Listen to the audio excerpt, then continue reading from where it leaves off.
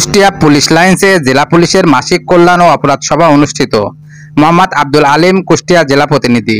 অদ্য 23 এপ্রিল 2025 ইংরেজ তারিখ রোজ বুধবার সকাল 9 ঘটিকায় কুষ্টিয়া জেলা পুলিশের আয়োজনে পুলিশ লাইন্স সম্মেলন কক্ষে মাসিক কল্যাণ সভা অনুষ্ঠিত হয়।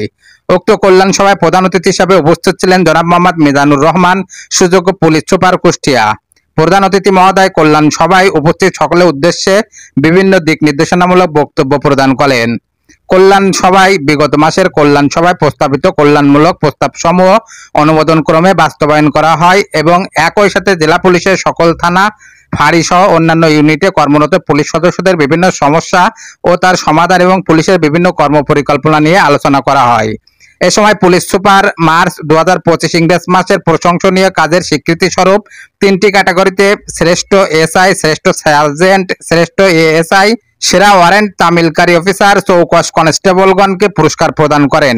কল্যাণ সভার শেষাংশে কুষ্টিয়া জেলা থেকে সদ্য অবসরে যাওয়া পুলিশ সদস্য এটিএসআই 45 মোহাম্মদ মমতাজ আলীকে সম্মাননা ও শুভেচ্ছা জানান পুলিশ সুপার মহোদয়।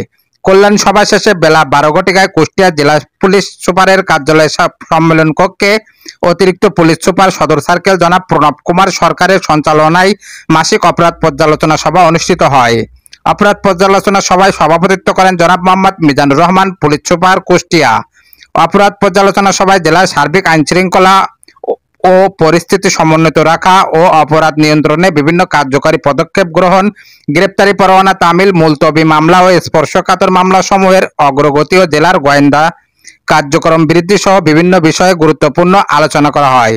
এ সময় উপস্থিত ছিলেন সকল থানার অফিসার ইনচার্জগণ, অফিসার ইনচার্জ, জেলা গোয়েন্দা শাখা, DIO 1, DSB, OC, MT, police পরিদর্শক শহর ও যান, আরআই কুষ্টিয়া সহ সংশ্লিষ্ট অফিসার ও ফোর্স।